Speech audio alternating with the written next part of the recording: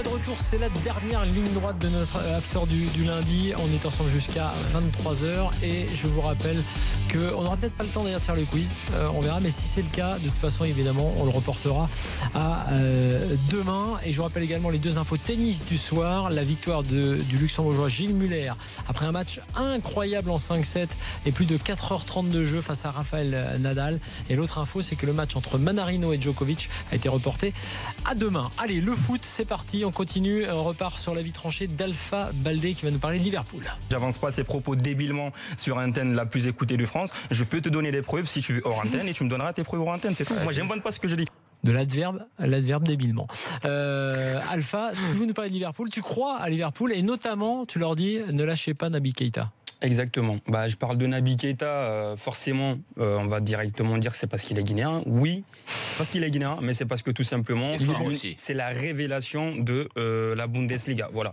C'est un gamin qui vient d'Istres, qui a bien galéré avant de s'imposer. Enfin, s'imposer, c'est un peu trop dire même, avant d'avoir sa chance dans le football professionnel, qu'il a fait à Istres, qui est parti du côté de Salzbourg, que Gérard Rouillet connaît très bien, où il a gagné 2 titres de champion là-bas. Ensuite, il est parti du côté de Leipzig pour 15 millions d'euros. Alors, depuis qu'il est venu à Leipzig, ce qu'on attendait, c'était qu'il confirme dans un top championnat, la Bundesliga qui reste un championnat avec beaucoup de concurrence et beaucoup d'exigences. Il est venu dans ce championnat-là où il n'était pas annoncé comme titulaire, il s'impose. Voilà, il fait une saison pleine où il marque 8 buts, où il sort 8 passes décisives. C'est un joueur très important du dispositif de Leipzig où tout le monde l'a adopté, tout le monde l'adore dans le club, du cuisinier jusqu'au mec qui t'ouvre la porte quand tu viens pour les entraînements. Il est complètement connu là-bas. Il a réussi à mettre le championnat allemand, en tout cas, fan de lui. Et aujourd'hui, moi, je dis à Liverpool, casser la tirelire, allez le chercher. Voilà. Casser la tirelire, c'est ça? Combien? 70. Alors, il a une clause, son contrat va jusqu'en 2020, il a une clause pour l'été prochain de 52 millions d'euros, si tu veux le prendre. Sauf que Liverpool le veut cette saison rapidement et que Jürgen Klopp a personnellement parlé avec l'international guinéen une fois. Le joueur a rencontré 2 fois sa direction pour exprimer son envie de partir. Le joueur, lui, il a envie de partir. Alors, il se retrouve dans une situation qui est compliquée. C'est qu'il ne veut pas aller au clash avec le groupe Red Bull, Red Bull, parce que déjà il était à Salzbourg, aujourd'hui il est venu, on sait que c'est la même filière, donc tous ceux qu'ils ont fait pour lui personnellement, lui et son entourage d'ailleurs, qui ont des consignes entre eux de ne pas s'exprimer sur le sujet. On n'entend pas parler pratiquement Naby et son entourage de ce sujet.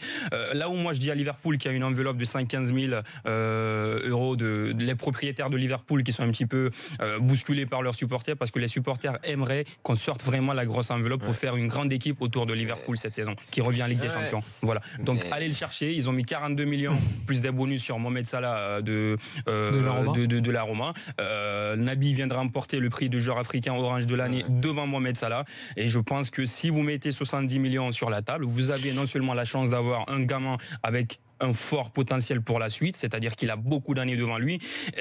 Dans le jeu, techniquement, c'est le 2e meilleur dribbleur de la Bundesliga. Physiquement, il a de la caisse. C'est ça qui est impressionnant chez lui, c'est que je trouve qu'il a un volume de jeu et une agressivité dans les phases de pressing qui est... Il fait partir des 15 meilleurs milieux récupérateurs de la Bundesliga pour sa première saison.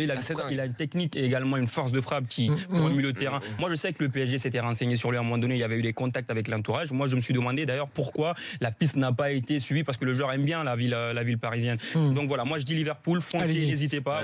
Il a toutes les qualités pour. N'hésitez pas. Si on se dit, est-ce que Naby Keita est un super joueur, tout le monde va dire oui. Est-ce qu'on va dire qu'il a des qualités qui sont extraordinaires? Tout le monde va dire oui. Est-ce que si on demande si ça ferait un mariage parfait avec le style de jeu du Jürgen Klopp, on dit encore plus oui. Le souci que j'ai, et je pense, moi c'est là où je vais pas forcément être d'accord avec toi, c'est que Liverpool a des très très très très grosses lacunes à un poste, et c'est derrière. Ils ont une enveloppe de 115 millions d'euros.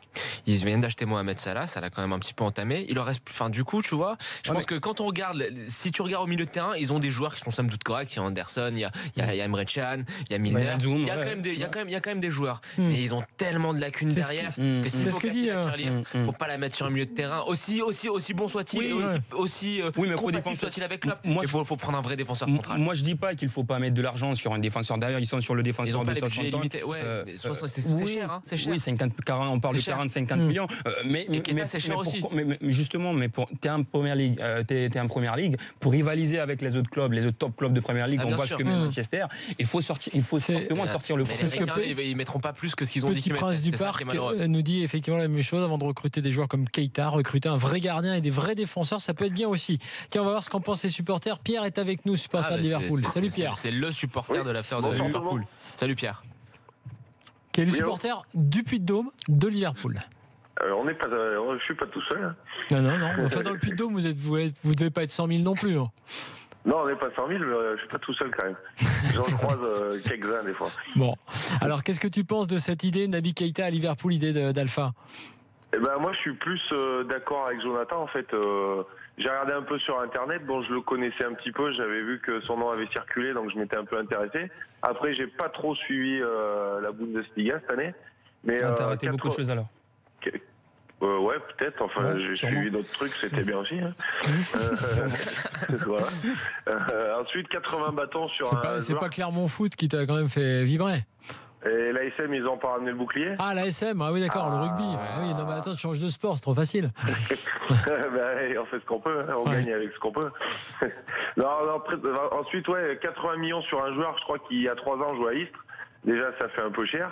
Et puis, comme disait Jonathan, au milieu de terrain, on a ce qu'il faut. On a Wijnaldum qui a fait une super saison, Henderson qui est très fort, Lallana, Milner, qui va revenir au milieu, Milner. Lucas Leiva, il est un peu en fin de parcours, mais il y a Henderson. Je pense qu'on a quand même des. Tu vois, moi je préfère faire confiance quand même à Jürgen Klopp, quoi. Tu vois, un mec qui appelle insistement un joueur qui veut bâtir son milieu de terrain autour d'un joueur. Moi, je pense que j'accorde plus de crédit à un entraîneur qui a fait toutes ses preuves en Bundesliga avec Dortmund, qui a lancé des joueurs. C'est pas ça le problème. Le problème, c'est qu'ils ont une enveloppe qui est définie. Et si tu dois prioriser, il faut prendre derrière. Oui, vraiment prendre derrière. Au contraire, Klopp, il est arrivé la première année, il nous a emmené en finale de Coupe d'Europe. Donc je remets pas en cause ce que Klopp a fait depuis qu'il est arrivé. Il nous a ramené en Ligue des Champions. On a fait 2 finales la première année. La première année qu'il arrive, en 6 mois, il a quand même fait des choses quand même pas mal. Voilà. Ensuite, moi, je pense que je suis d'accord. Le gardien, je suis pas trop d'accord parce que Mignolet est quand même pas mal. Ce qu'il y a, c'est qu'il faut un grand défenseur central. Alors, soit il nous relance Sako et il nous le remet au top comme il était avant son histoire. Il y a très peu de chance. J'y crois pas parce que je pense que Klopp j'y crois pas trop.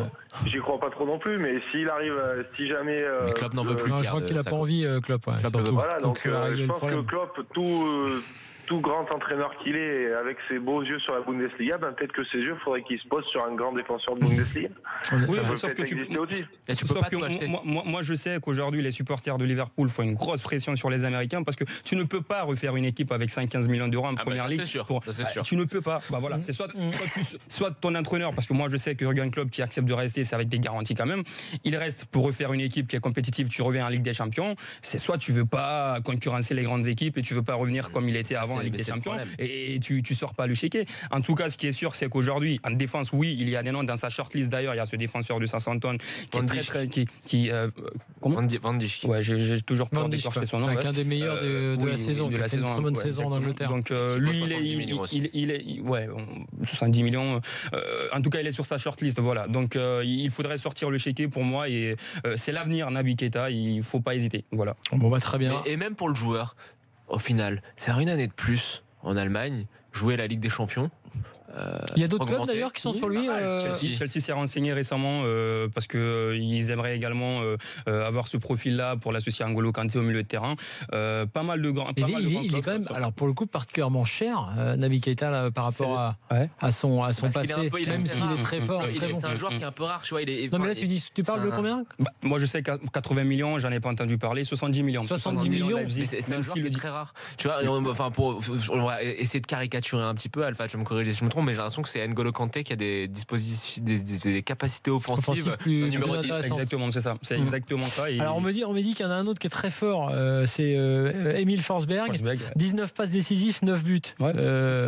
Et qui dit Keita est un bon joueur, mais le vrai bon c'est Emil Forsberg. Alors, je pense, bon, les deux sont bons quoi. C'est le profil de Keita en fait, différent. Moi, je pense qu'aujourd'hui le profil de Keita dans l'entrejeu, je pense qu'il est super rare dans le foot d'aujourd'hui. Mais bon, on sait que c'est pas très médiatisé avec avec une vraie technique. Non, mais c'est beaucoup plus que Matuidi. Non, mais on sait que c'est beaucoup moins médiatisé dès que tu viens pas d'un championnat de top niveau ou dès que t'as pas un très grand agent voilà. Keita aujourd'hui il serait français ou Keita il serait italien. Je pense qu'on parlerait de 200 millions ou de 250. Après c'est les prix qui sont envolés. Voilà pour Liverpool et pour Naby Keita. On va reporter le quiz à demain. Maintenant c'est officiel puisqu'il est 22h55. T'es soulagé, Alpha? Mais le je m'en fous pas lui arrive tout de suite. Et on va reparler de Dani Alves d'ailleurs dans le je m'en fous pas puisque on en a parlé, il est courtisé par PSG et City, mais c'est vrai qu'il a toujours un peu en travers la gorge son départ du Barça, c'était un peu compliqué. Et Bartomeu, le président du Barça, a dit dans le quotidien catalan Sport, c'est un gars sympathique, drôle, mais il est parti pour des raisons personnelles que sa femme, lui et moi connaissons. L'autre menteur. Et l'autre a dit mensonge. Voilà, mentira sur un tweet. Donc apparemment voilà, il a traité le président du Barça de menteur. Mbappé lui a repris l'entraînement à Monaco. La banane, il est en pleine forme. Apparemment, il a mis un tennis ballon de fou avec Lemar. Il a mis tout le monde à l'amende. Un certain journal disait tout se passe bien. Donc pour l'instant, il est là. Il est à Monaco et il sera peut-être même pour longtemps. Et puis, signaler aussi un match amical à venir entre Lyon et Montpellier le 29 juillet en hommage à Louis Nicolin. C'était prévu le samedi 29. Ce sera décalé au dimanche 30 à 20h30. Ce match, a dit Jean-Michel Aulas, sera donc un hommage à Louis Nicolin et il sera même diffusé à la télé. On rappelle que l'ancien président de Montpellier est décédé le 29 juin dernier, le jour de ses 74 ans. Et puis une semaine importante pour Ajaccio et Bastia du côté de la DNCG.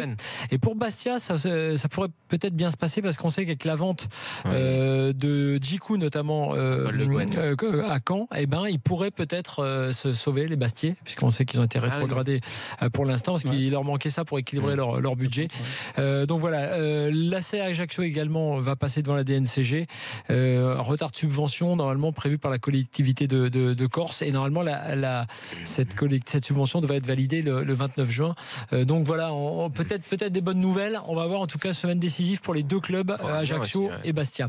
Et puis tiens, puisqu'on parle de problèmes financiers, l'actionnaire du FC Sochaux placé en redressement pour des impayés, c'est la société Ledus France, les Chinois qui étaient actionnaires de Sochaux. Voilà pour les infos du soir. Demain, première conférence de presse, Mayweather, McGregor, faut pas louper ça va être très bien. Magnifique. Et on aura aussi dans la semaine, dans l'éditeur, dans l'intégral foot, Oscar Garcia, l'entraîneur de Saint-Etienne, qui sera sur RMC. Merci Alpha, merci Jonathan. Salut. L'after revient évidemment demain, 21h, 23h. Vous connaissez maintenant l'horaire et on vous souhaite une bonne nuit sur RMC.